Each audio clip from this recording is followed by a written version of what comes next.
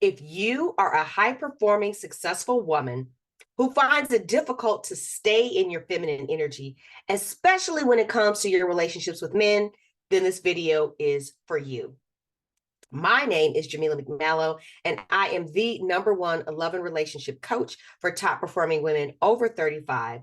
And in this video, we're going to be discussing 5 ways to stay in your feminine energy, specifically when it comes to your relationships with men. Now, before I get into these 5 ways, I want to ask you a favor, and that is for you to hit that subscribe button and also to like this video and get ready to share it with a friend that you know needs to hear this, okay? So I've got my notes here so I don't get off track.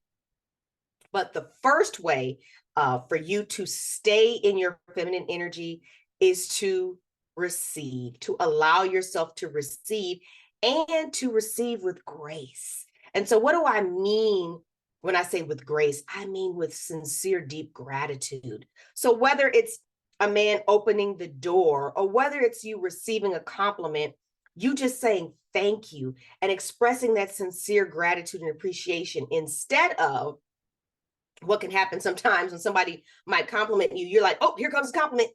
And you start ducking it like, hey, you're not going to get me, because you don't inside maybe feel like you believe that to be true about yourself.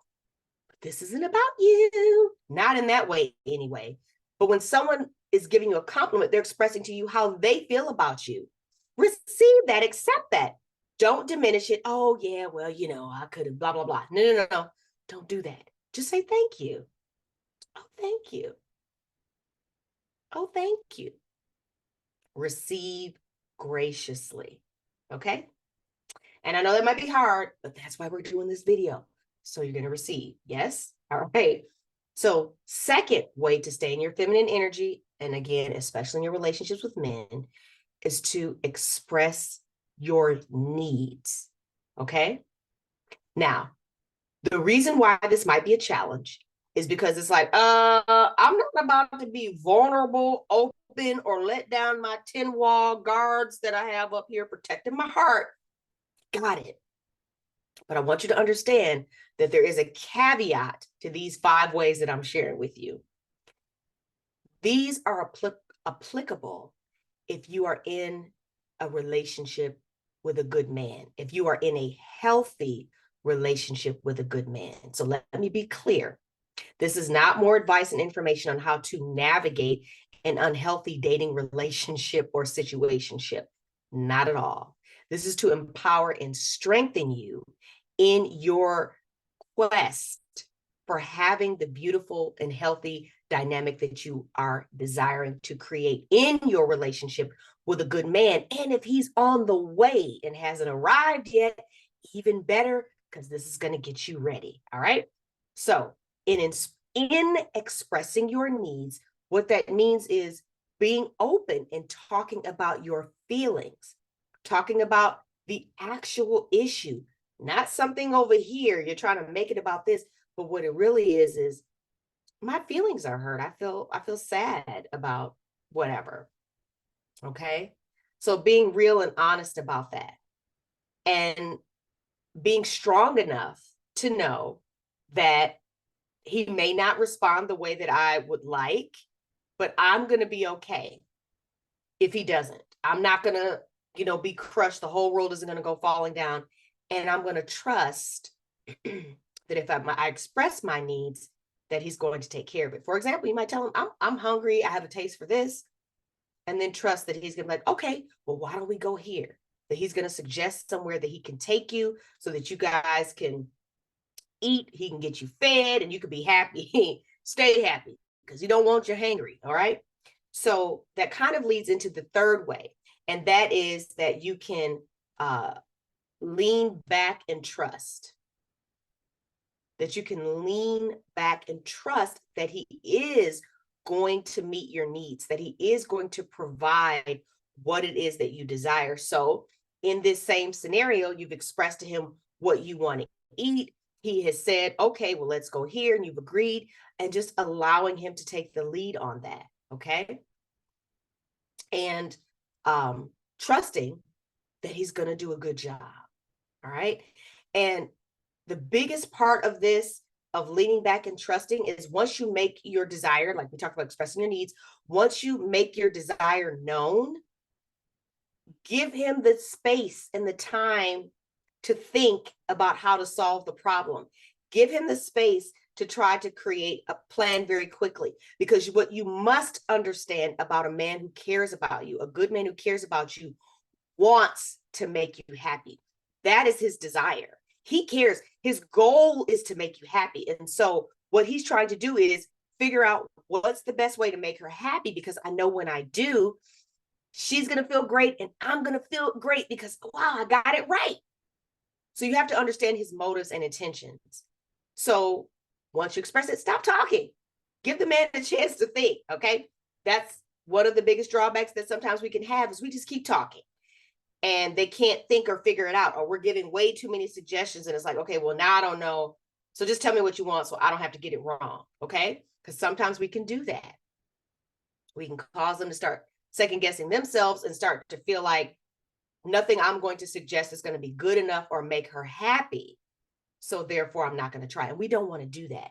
And so that even leans into the fourth way, and that is expressing appreciation for his masculinity. We're still going to use this restaurant example, all right? So let's say he gets it totally right. You have a great meal. Commend him for every part of that experience that you're impressed with, that you really appreciate, that you're happy about. Let him know. Positive reinforcement goes a long way. If he's like, man, I got it right, I succeeded, then guess what he's going to be more inclined to do? More for you to make you happy and to please you. And yes, relationships are reciprocal, but you just have to understand this dynamic of how a masculine man is. All right. And we're going to talk about how you can reciprocate in the next one, but we're going to stay here for just a second. Okay. Because it's important, especially if he didn't get it totally right. Maybe you get to the restaurant and you weren't all that satisfied with your meal. Rather than spending an inordinate amount of time complaining, talking about everything that you hated and all this and that, because in your mind, you might be thinking, well, it's not his fault. I'm just talking about the waitress, or I'm just talking about the restaurant. You know, he didn't know that this is how it was going to be. But what he hears is, I got it wrong. She's not happy. Oh, she thinks I'm stupid. She's not going to trust me to get this right. Or I'm not going to even bother next time, because now she's not happy. I'm just going to have to listen to her complain. I should have just let her pick where she wanted to go, because this always happens. And you don't want to cause your man to feel like he can't please you or make you happy. You don't want him to give up trying, because now he's going to become unhappy in the relationship and in the dynamic. If he can't make you happy, then what's eventually going to happen is you guys are dating, so you won't be dating for too much longer. He's not going to stay with a woman that he feels like no matter what he does, he can't get it right. Because nobody wants to just continue to take that hit, that they're just always wrong, always, And so he's going to be on his way. And you'll be like, I don't understand. Well, I just explained it to you. Okay. So the fifth way that you can stay in your feminine energy in a relationship, with a healthy relationship with a good man, is to express affection. You know, holding hands, gently placing your hand on his shoulder, small little gestures like that can make him feel connected to you, can make him feel bonded. And it gives him that nurturing energy, that sense of peace and softness that he doesn't get to experience when he goes out into the world. And neither do you. But your desire is to come home and take off that masculine hat and be soft and be cared for. And his is to have a soft place to fall, as it were, in his relationship with you as you guys are building and growing towards marriage. So, because this is really setting the tone and the foundation, and you might be married watching this. This applies there too. All right. Either way, you want to express that affection in an appropriate way. All right. So that he feels that you care, that you initiate those little gestures. So it's not always him, because he might feel like, well, man, maybe she doesn't like me, or maybe she's not attracted to me, or maybe she's not. And there are small things that you can do that still allow you to maintain your boundaries and your moral standards, but that still show him that you are attracted to him, that you do like him, and you do appreciate the effort that he's putting forth in this relationship. So now, what about you? Do you have any suggestions on ways to stay in your feminine energy? I'd love to hear about it. Leave it for me in the comments below. And again, if you haven't already, don't forget to subscribe, give me a thumbs up, and share this video with a friend who needs it. Also, I want to invite you to watch my free masterclass. If you are a successful single woman who is desiring to attract the love of your life and build a relationship leading to marriage, this masterclass is for you. I myself met and married the love of my life in less than 6 months without dating a whole bunch of guys, without online dating apps, and without, what was I going to say? Man, I lost my thought. And without lowering my standards. So I did not date, he was the only guy I dated. Okay. I did not use an online dating app. We met in real life, and I didn't lower my standards. I actually raised my standards, and I met him and married him in less than 6 months. So I'm going to tell you how I did all of that, and you can learn how you can apply that to your situation. And I'm going to have the details for all of that in the description below this video. So again, thank you for being here. Thank you for watching, and I will see you next time.